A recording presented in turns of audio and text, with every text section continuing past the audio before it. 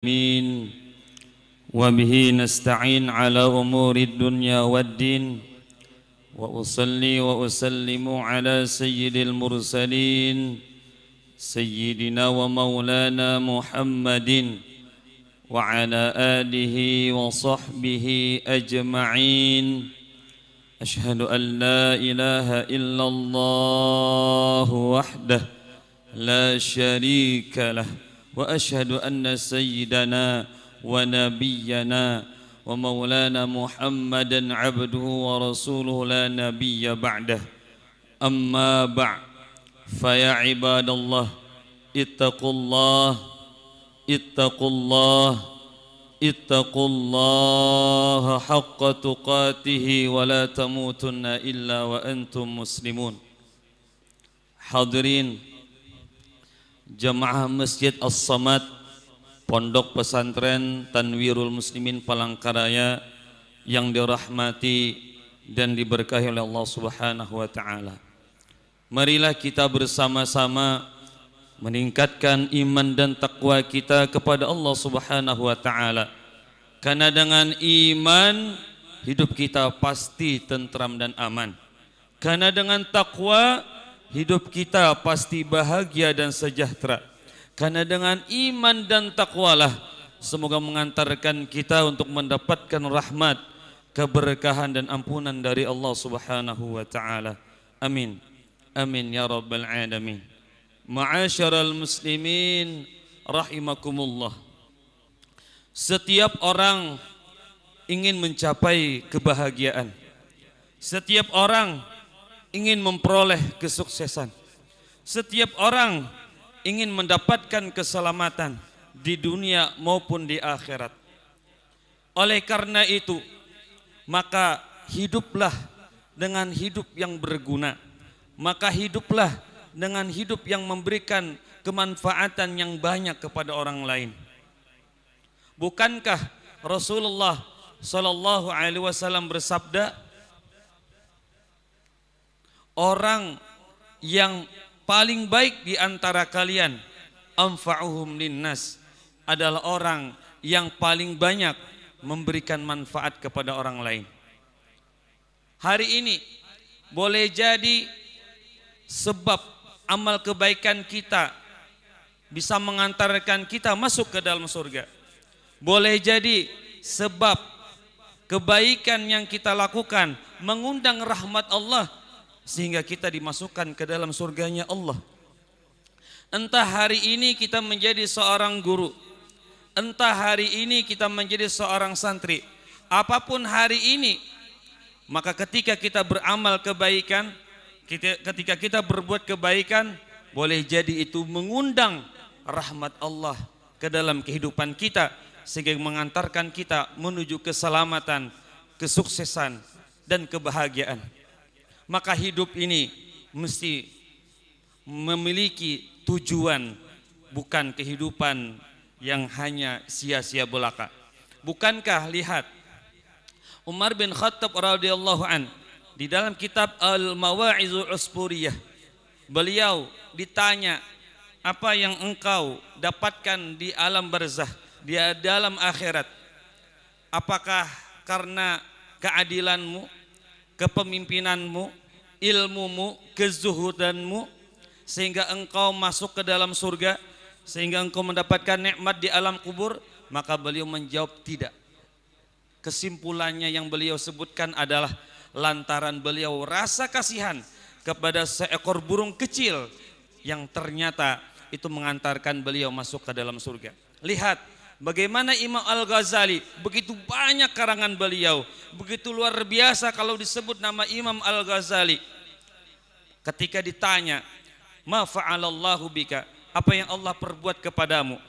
Di dalam kitab Nasaihul Ibad karya Syekh Nawawi Al-Bantani, beliau sebutkan bahwa beliau merasa kasihan kepada seekor lalat ketika beliau sedang mengarang kitab. Beliau biarkan lalat itu untuk menghisap tinta yang menjadi tempat untuk menulis Imam Al-Ghazali. Maka itulah yang mengantarkan beliau masuk ke dalam surga. Ingat di dalam kitab Riyadhus Shalihin ada seorang perempuan yang tak baik pekerjaannya, kehidupannya, tetapi rasa kasihan kepada seekor anjing yang hampir mati kehausan. Ternyata beliau memberikan air minum kepada seekor anjing itu, mengantarkan perempuan ini masuk ke dalam surga. Artinya apa? Ketika ada seseorang beramal kebaikan sekecil apapun, ketika itu mendatangkan rahmat Allah, maka itu menjadi besar di sisi Allah dan menjadi alasan seseorang itu dimasukkan ke dalam surga. Hari ini boleh jadi kita menjadi seorang guru, kita menasihati santri, kita mendidik santri, kita memperhatikan santri. Hanya sekedar boleh jadi bertanya bagaimana keadaannya, apakah dia sudah makan. Ternyata boleh jadi itu menjadi alasan seorang guru dimasukkan ke dalam surga. Seorang santri perhatian kepada gurunya, merapikan sendalnya, menyiapkan tempat duduknya, menjadi santri yang baik di dalam kelas, menyiapkan papan tulis, boleh jadi itu menjadi alasan kepada dirinya, ia akan menjadi santri yang sukses, santri yang dibanggakan, santri yang bahagia dunia akhirat dan dimasukkan ke dalam surga. Boleh jadi hari ini kita menjadi pengurus pondok, sekecil apapun peran kita di pondok, tetapi kalau itu mengundang rahmat Allah, kita kerjakan dengan tulus dan ikhlas, boleh jadi mendatangkan rahmat Allah, maka menjadi besar di sisi Allah, dan itu menjadi alasan Allah akan sukseskan kita, Allah bahagiakan kita, dan Allah akan masukkan kita ke dalam surga. Tak jadi masalah amal kebaikan yang kita lakukan itu kecil, asalkan kita istiqomah menjalankannya, asalkan kita ikhlas mengerjakan di dalamnya. Disebutkan afdalul a'mal indallah adwamu wa in qalla. Amal yang paling afdal, yang paling utama di sisi Allah adalah amal yang dikerjakan terus menerus sekalipun jumlahnya sedikit. Istaqim kama umirta, istiqomahlah sebagaimana kamu diperintahkan untuk istiqomah.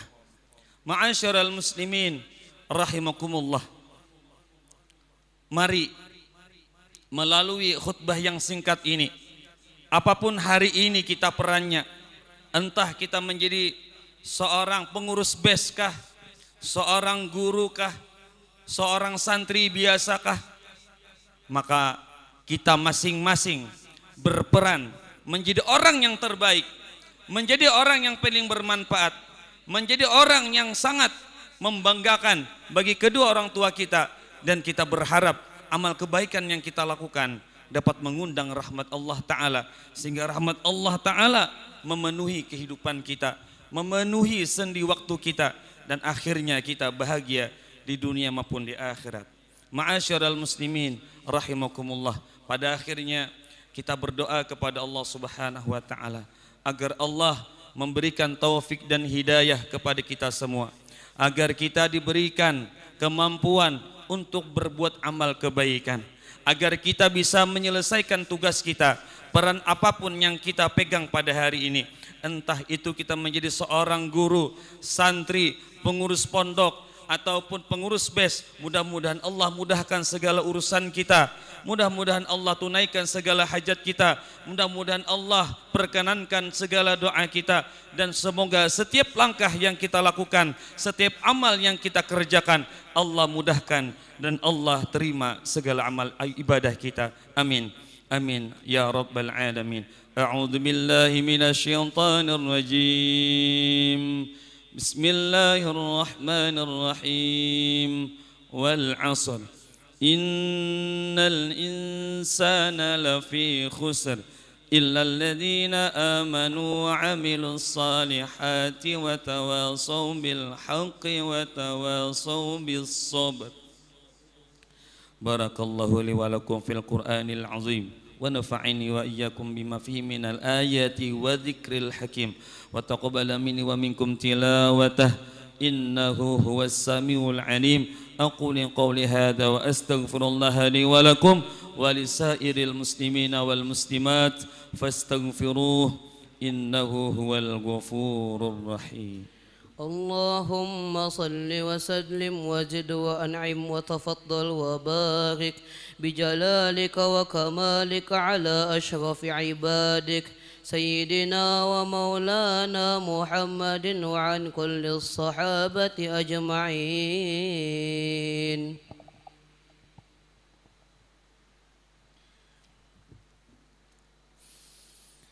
الحمد لله الحمد لله وكفى وأصلي وأسلم على سيدنا محمد المصطفى وعلى آله وأصحابه أهل الصدق والوفاء. أشهد أن لا إله إلا الله وحده لا شريك له وأشهد أن سيدنا ونبينا ومولانا محمد عبد ورسول لا نبي بعده. أما بعد فيا عباد الله أوصيكم ونفسي بتقوى الله العلي العظيم واعلموا أن الله أمركم بأمر عظيم أمركم بالصلاة والسلام على النبي الكريم فقال تعالى مخبرا وآمرا إن الله وملائكته يصلون على النبي يا أيها الذين آمنوا صلوا عليه وسلموا تسليما. اللهم صل وسلم على سيدنا محمد وعلى آل سيدنا محمد يا مجيب السائلين اللهم آمين. اللهم اغفر للمسلمين والمسلمات والمؤمنين والمؤمنات الأحياء منهم والأموات إنك سميع قريب مجيب الدعوات وقاضي الحاجات.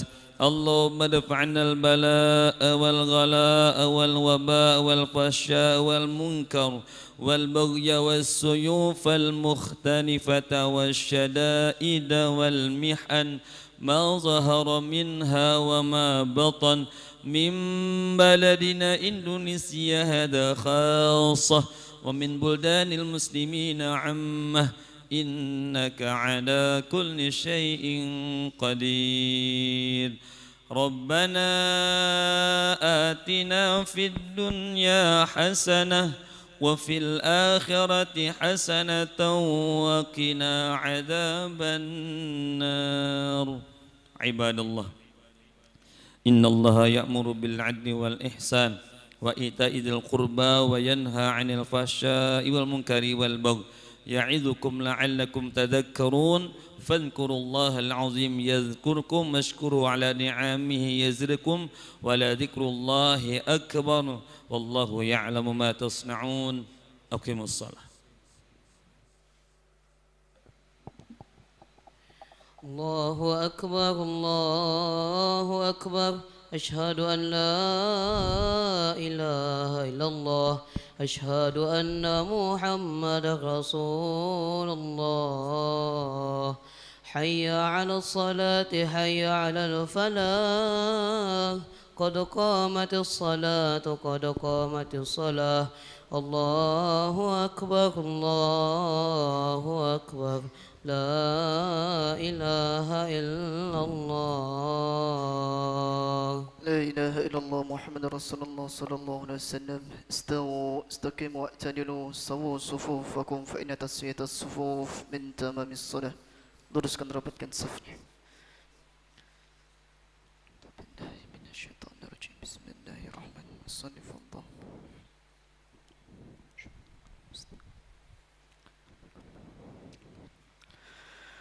Allahu Akbar.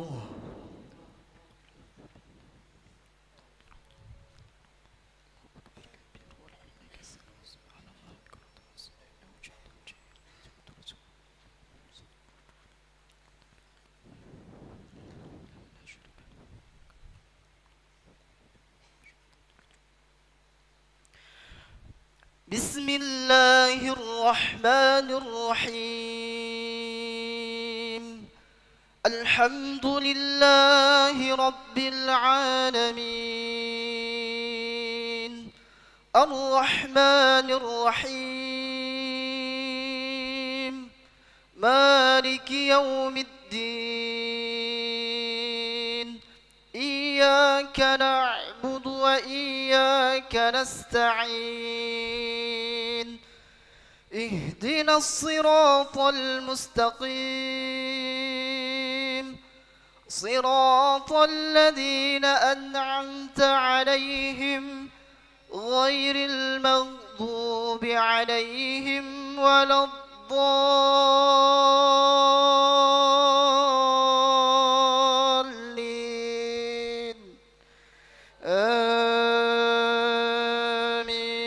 آمين.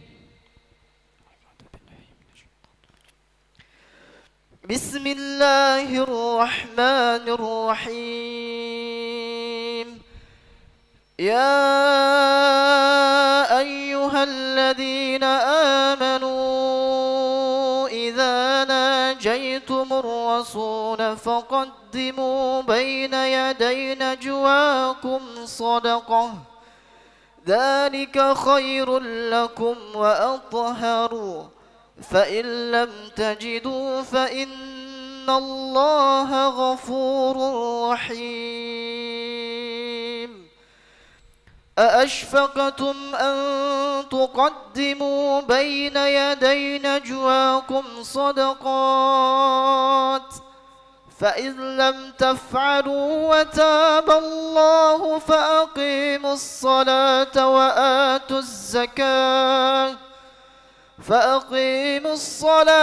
وآتوا الزكاة وأطيعوا الله ورسوله والله خبير بما تعملون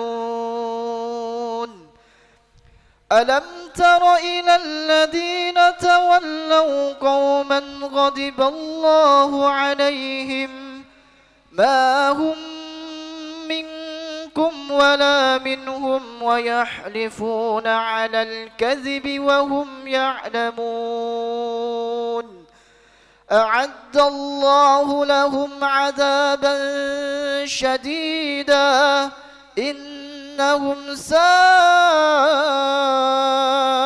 ما كانوا يعملون اتخذوا أيمانهم جنة فصدوا عن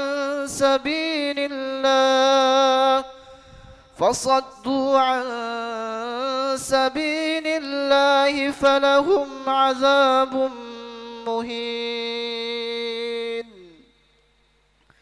الله أكبر.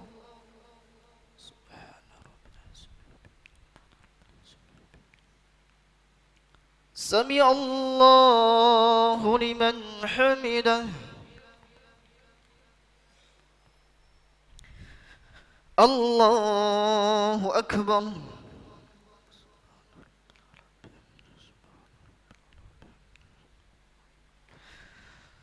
الله أكبر.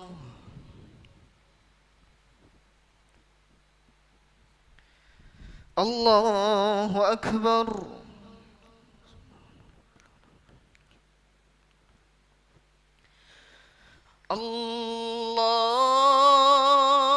الله أكبر.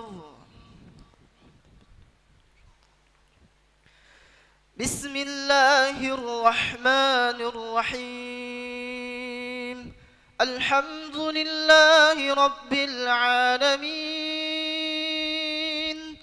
الرحمن الرحيم مالك يوم الدين إياك نعبد وإياك نستعين اهدنا الصراط المستقيم صراط الذين أنعمت عليهم غير المغضوب عليهم ولا الضالين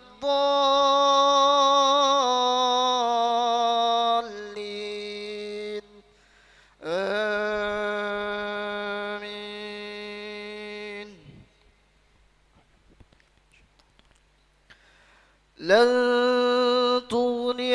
عنهم أموالهم ولا أولادهم من الله شيئا أولئك أصحاب النار هم فيها خالدون يوم يبعثهم الله جميعا فيحلفون له كما يحلفون لكم ويحسبون أنهم على شيء ألا إنهم هم الكاذبون استحوذ عليهم الشيطان فأنساهم ذكر الله أولئك حزب الشيطان ألا إن حزب الشيطان هم الخاسرون إن الذين يحادون الله ورسوله أولئك في الأذلين كتب الله لأغلبن أنا ورسلي إن الله قوي عزيز الله أكبر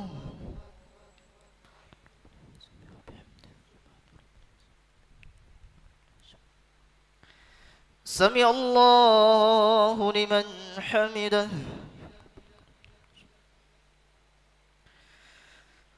الله أكبر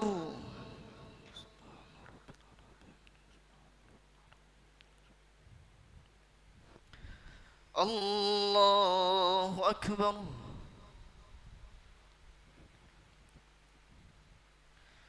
الله أكبر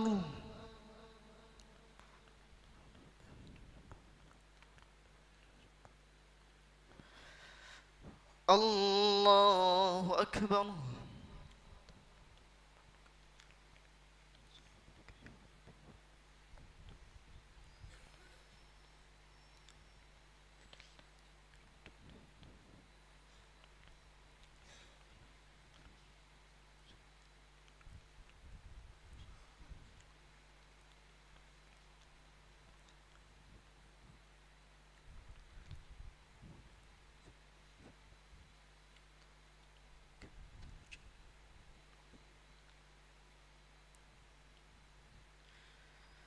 السلام عليكم ورحمة الله السلام عليكم ورحمة الله الحمد لله الفاتحة أعوذ بالله من الشيطان الرجيم بسم الله الرحمن الرحيم الحمد لله رب العالمين الرحمن الرحيم مالك يوم الدين إياك نعبد وإياك نستعين اهدنا الصراط المستقيم صراط الذين أنعمت عليهم غير المغضوب عليهم ولا الضالين آمين بسم الله الرحمن الرحيم الحمد لله رب العالمين الرحمن الرحيم مالك يوم الدين إياك نعبد وإياك نستعين اهدنا الصراط المستقيم صراط الذين أنعمت عليهم غير المغضوب عليهم ولا الضالين آمين بسم الله الرحمن الرحيم الحمد لله رب العالمين الرحمن الرحيم مالك يوم الدين إياك نعبد وإياك نستعين اهدنا الصراط المستقيم صراط الذين أنعمت عليهم غير المغضوب عليهم ولا الضالين آمين بسم الله الرحمن الرحيم الحمد لله رب العالمين الرحمن الرحيم مالك يوم الدين إياك نعبد وإياك نستعين اهدنا الصراط المستقيم صراط الذين أنعمت عليهم غير المغضوب عليهم ولا الضالين آمين بسم الله الرحمن الرحيم الحمد لله رب العالمين الرحمن الرحيم مالك يوم الدين إياك نعبد وإياك نستعين اهدنا الصراط المستقيم صراط الذين أنعمت عليهم غير المغضوب عليهم ولا الضالين آمين. بسم الله الرحمن الرحيم. الحمد لله رب العالمين الرحمن الرحيم مالك يوم الدين إياك نعبد وإياك نستعين اهدنا الصراط المستقيم صراط الذين أنعمت عليهم غير المغضوب عليهم ولا الضالين آمين. بسم الله الرحمن الرحيم. قل هو الله أحد الله الصمد لم يلد ولم يولد ولم يكن له كفوا أحد. بسم الله الرحمن الرحيم. قل هو الله أحد الله الصمد لم يلد ولم يولد ولم يكن له كفوا أحد. بسم الله الرحمن الرحيم. قل هو الله أحد الله الصمد لم يلد ولم يولد ولم يكن له كفوا أحد. بسم الله الرحمن الرحيم. قل هو الله أحد الله الصمد لم يلد ولم يولد ولم يكن له كفوا أحد. بسم الله الرحمن الرحيم. قل هو الله أحد الله الصمد لم يلد ولم يولد ولم يكن له كفوا أحد. بسم الله الرحمن الرحيم. قل هو الله أحد الله الصمد لم يلد ولم يولد ولم يكن له كفوا أحد. بسم الله الرحمن الرحيم. قل هو الله أحد الله الصمد لم يلد ولم يولد ولم يكن له كفوا أحد. بسم الله الرحمن الرحيم. قل أعوذ برب الفلق من شر ما خلق ومن شر غاسق إذا وقب ومن شر النفاثات في العقد ومن شر حاسد إذا حسد. بسم الله الرحمن الرحيم. قل أعوذ برب الفلق من شر ما خلق ومن شر غاسق إذا وقب ومن شر النفاثات في العقد ومن شر حاسد إذا حسد. بسم الله الرحمن الرحيم. قل أعوذ برب الفلق من شر ما خلق ومن شر غاسق إذا وقب ومن شر النفاثات في العقد ومن شر حاسد إذا حسد. بسم الله الرحمن الرحيم. قل أعوذ برب الفلق من شر ما خلق ومن شر غاسق إذا وقب ومن شر النفاثات في العقد ومن شر حاسد إذا حسد. بسم الله الرحمن الرحيم. قل أعوذ برب الفلق من شر ما خلق ومن شر غاسق إذا وقب ومن شر النفاثات في العقد ومن شر حاسد إذا حسد. بسم الله الرحمن الرحيم. قل أعوذ برب الفلق من شر ما